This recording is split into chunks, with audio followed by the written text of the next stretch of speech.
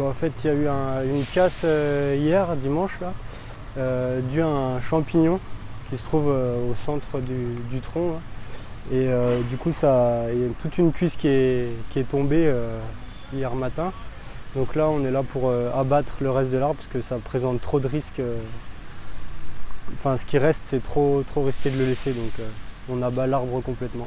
On est monté pour ne pas faire de dégâts autour. Et puis on descend l'arbre petit à petit jusqu'en bas. Abattage jusqu'au pied. Après, là, on va laisser 4 mètres pour qu'il y ait des analyses de fait pour voir exactement la cause. Et puis après, je pense qu'il sera rasé au pied, quoi. Il y a différents types de champignons et en l'occurrence, celui-là, il attaque vachement le cœur de l'arbre. Et en fait, ça devient comme du carton. Donc ça affaiblit toute la résistance de l'arbre. Là, on va broyer, on peut récupérer ça pour les massifs, pour le paillage ou pour faire du compost. Mais après, le bois en lui-même, il est pourri, quoi. Donc pour récupérer, c'est compliqué. Les parcs, tous les arbres sont suivis.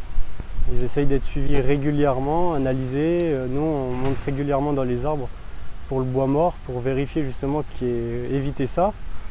Et après, voilà, ça arrive.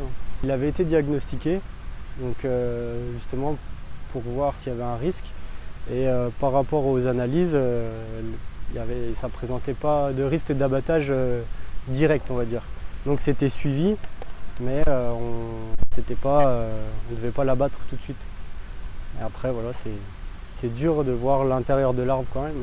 Et c'est des super arbres, ils sont centenaires, donc c'est toujours compliqué de devoir abattre un arbre comme ça, parce que c'est des années et des années pour qu'ils arrivent à ce stade-là. Et nous, en une journée, on va le couper, donc c'est vrai que c'est pas quelque chose qui fait plaisir de couper des arbres comme ça.